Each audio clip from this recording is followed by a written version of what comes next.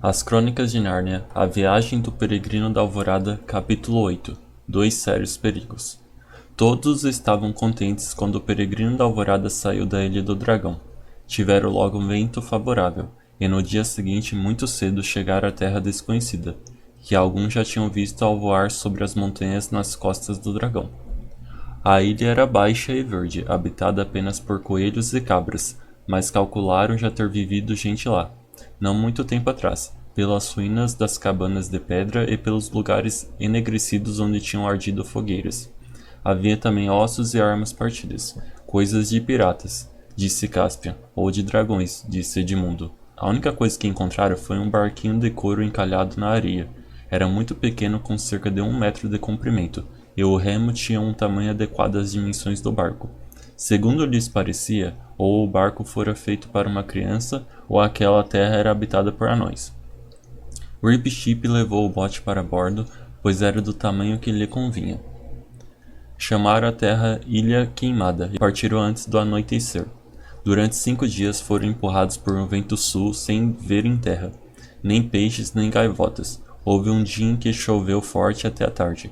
Eustáquio perdeu 2 partidas de xadrez para o Rip Chip e começou a lembrar de novo o antigo e enjoado menino que fora. Edmundo disse que teria preferido ir aos Estados Unidos com Susana.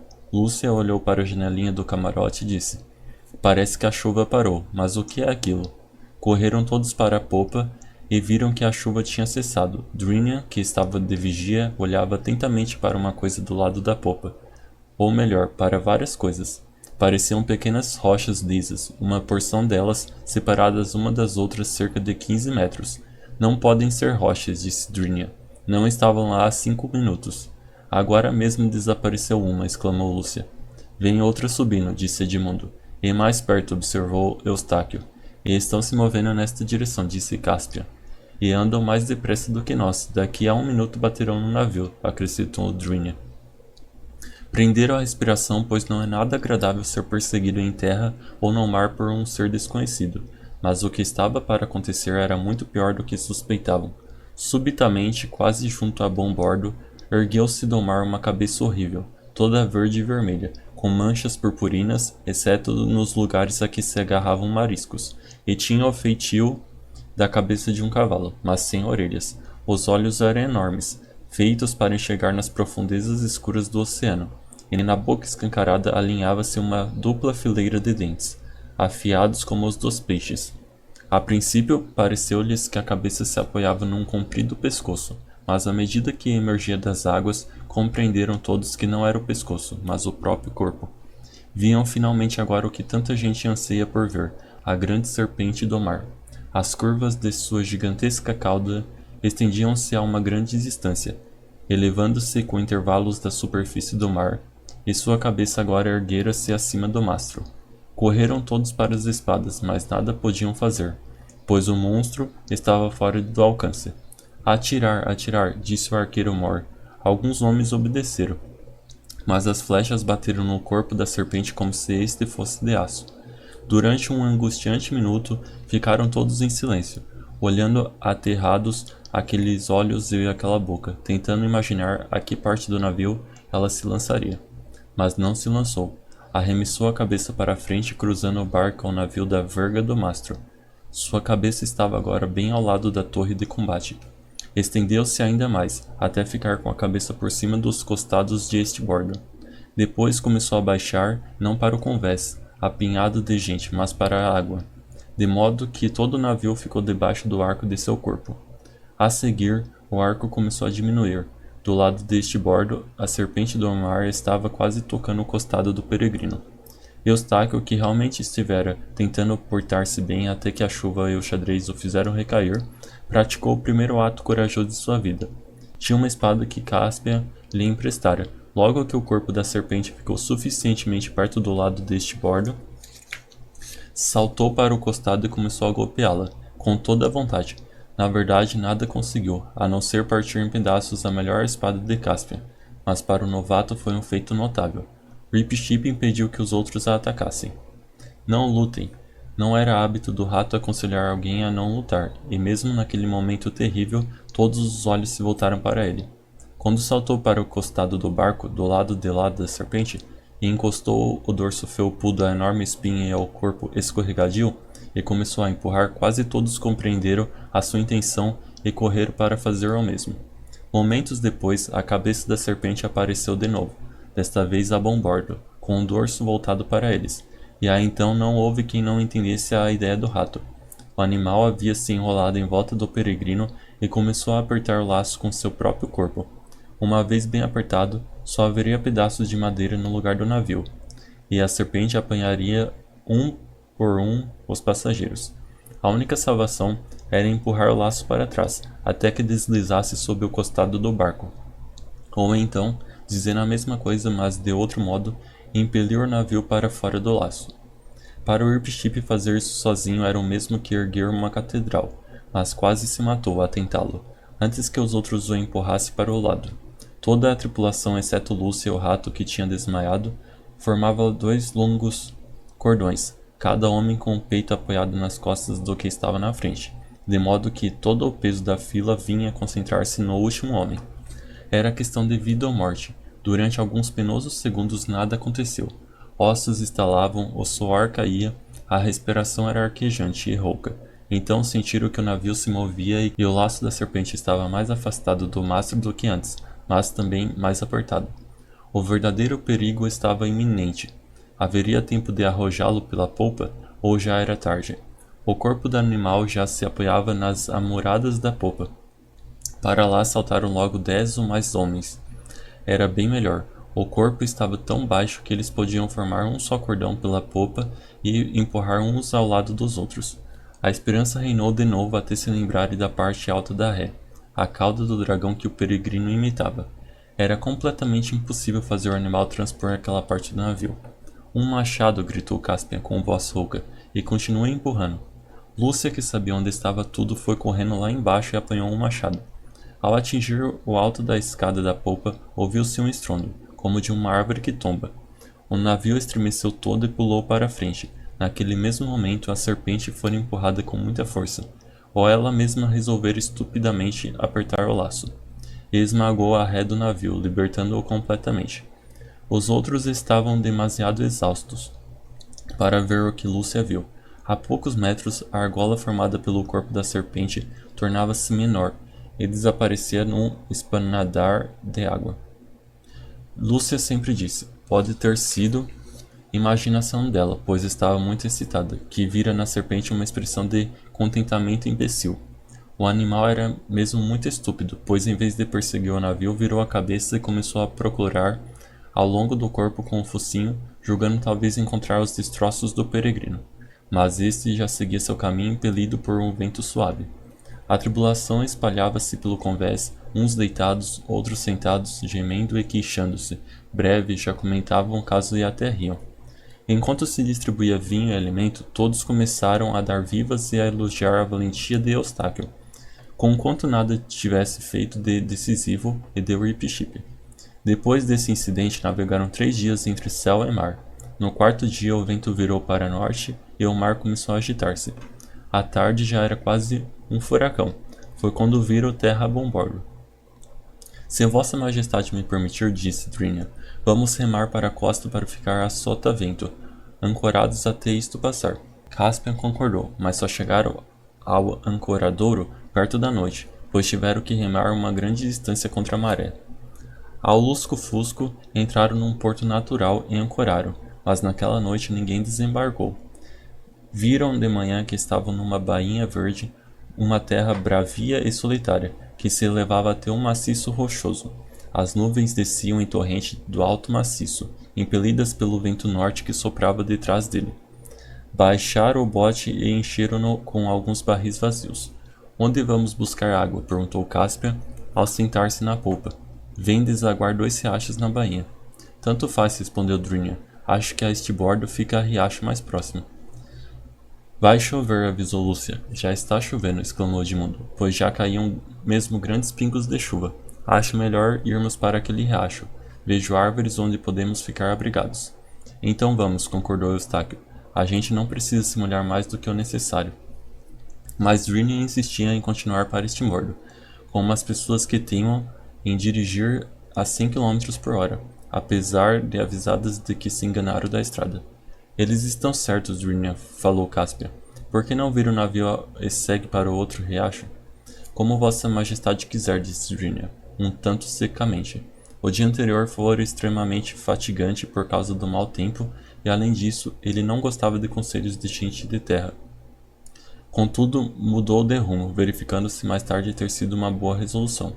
Quando acabaram de recolher a água, tinha cessado a chuva. Cáspia, com Eustáquio, Ospevense e Ripship resolveram ir ao cimo do monte para ver o que podiam avistar de lá.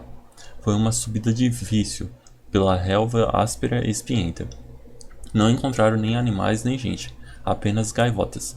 Quando atingiram o cume, viram que se tratava de uma pequena ilha de poucos quilômetros. Lá do alto o mar parecia maior e mais desolado do que visto do convés o da Torre do Peregrino. É uma completa loucura, disse Eustáquio a Lúcia, em voz baixa, olhando o horizonte para os lados do oriente. Continuar a navegar nisso sem saber onde vamos parar. Estava frio demais para continuarem lá tão alto. Não vamos voltar pelo mesmo caminho, sugeriu Lúcia. Continuamos mais um pouco e depois descemos pelo outro riacho, aonde Drinian queria ir. Todos concordaram, e cerca de 15 minutos mais tarde, encontravam-se na nascente do segundo rio. O lugar era mais interessante do que haviam imaginado. Um pequeno lago de montanha rodeado de penedos, exceto do lado de onde saía um canal estreito que levava água para o mar. Ali, abrigados do vento, sentaram-se todos no capim para descansar, mas Edmundo levantou-se logo, deu um salto. Esta ilha é feita de pedras pontudas? Ah, peguei! Ei, não é pedra, é um punho de espada. Que nada, é uma espada inteira. O que a ferrugem deixou? Deve estar aqui há um tempo enorme. Pelo aspecto, parece de Nárnia, disse Caspian, quando se juntaram todos para ver. Também me sentei em cima de alguma coisa, disse Lúcia, uma coisa dura. Eram os restos de uma armadura. Já todos estavam de gatinhas, apalpando o capim em todos os sentidos. Aos poucos a busca revelou um elmo, uma adaga e várias moedas.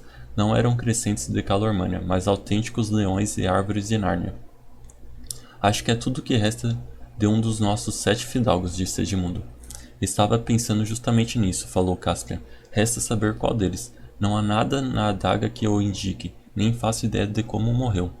Nem de como haveremos de vingá-lo, acrescentou Ripship. Edmundo, o único do grupo que lera histórias policiais, pôs-se a pensar no caso. Olhem aí, há qualquer coisa de estranho nisso. Não pode ter sido morto em combate. E por que não? Perguntou Caspian. Não há aqui nenhum osso, respondeu Edmundo. Um inimigo teria levado a armadura e deixado o corpo. Alguém já ouviu falar de um sujeito que depois de ganhar um combate leva o corpo e deixa a armadura? Talvez tenha sido comido por um animal selvagem, observou Lúcia. Tinha de ser um animal muito inteligente, respondeu Edmundo, para tirar a armadura de um homem. Talvez um dragão, disse Caspian. Nem por sombra, exclamou Eustáquio. Um dragão seria incapaz de fazer isso. De dragão eu entendo. Se vocês estiverem de acordo, propôs Caspian, levantando-se, acho que não vale a pena levar nada daqui. Contornar o lago e descer até uma abertura por onde saía a água. Se o dia estivesse quente, algum deles teriam tomado um banho. Eustáquio inclinou-se sobre a água para beber na concha das mãos, mas antes que pudesse fazê-lo, foi interrompido pelo grito simultâneo de Lúcia e Ripship. Olhem! Eustáquio deteve-se e olhou. O fundo do poço era feito de grandes pedras azul acinzentadas, a água era completamente transparente e no fundo jazia uma figura de homem que parecia feita de ouro. Tinha o resto virado para baixo e os braços estendidos acima da cabeça. Enquanto observavam, as nuvens afastaram-se, deixando brilhar o sol, que iluminou a figura de ouro por completo. Lúcia pensou que nunca vira estátua tão bela. Puxa! Exclamou Caspian. Vale a pena ver isto. Poderemos retirá-la de lá? Podemos mergulhar, senhor, disse Ripship. Não pode ser, falou Edmundo. Se for realmente de ouro puro, é muito pesada para ser puxada. E o poço tem pelo menos uns 3 metros de profundidade. Espere um pouco. Ainda bem que trouxe minha lança. Vamos ver a profundidade disso. Segure minha mão, Caspia, enquanto me debruço. Caspia agarrou-lhe a mão e Edmundo, inclinando-se para a frente, começou a mergulhar a lança na água. Acho que não é de ouro, disse Lúcia. A luz é que faz aquilo. A lança está da mesma cor da estátua. O que aconteceu? Perguntaram várias vozes ao mesmo tempo, pois Edmundo deixara cair a lança de sua mão. Não consegui segurá-la. articulou Edmundo. Ficou tão pesado. Já está no fundo, disse Caspian. Lúcia tem razão, parece da mesma cor da estátua. Mas Edmundo, parecendo ter qualquer problema com suas botas, pois estava inclinando a espiá-las, endireitou-se de súbito e gritou com a voz cortante, que ninguém ousa desobedecer. Saiam da água, todos, já! Todos se afastaram e ficaram a olhar para ele, admirados. Olhem as minhas botas, gritou ainda Edmundo. Estão muito amarelas, ia dizendo Eustáquio. São de ouro puro, interrompeu Edmundo. Olhe bem, peguem. Pesam mais do que chumbo. Por asla, exclamou Caspian, você não está querendo dizer? Estou querendo sim. Esta água transforma tudo em ouro, transformou a lança e por isso ela ficou tão pesada. Os meus pés estavam quase lá dentro. Ainda bem que não estou descalço. E a parte da frente das botas também virou ouro. E aquele coitado lá no fundo, bem, vocês estão vendo. Então não é uma estátua, disse Lúcia com a voz sumida. Não, agora está tudo claro. Ele veio aqui num dia quente, tirou a roupa no alto da rocha, onde estamos sentados. As sopas devem ter apodrecido ou foram levadas pelas aves para fazer ninhos. A armadura ainda está ali, mergulhou e... Não fale mais nada, exclamou Lúcia. Que coisa medonha. Escapamos por um triz, disse Edmundo. Por um triz, concordou Rip-Tip. Mais um pouco e a gente enfiava o pé na água, ou os bigodes, até mesmo a cauda. Vamos tirar a prova, falou Caspian. Arrancou um galho e, com muito cuidado, ajoelhou-se junto do poço mergulhando a haste. Foi vegetal o que mergulhou, mas o que tirou da água era um perfeito modelo de ramo feito de ouro, pesado e maciço como o chumbo.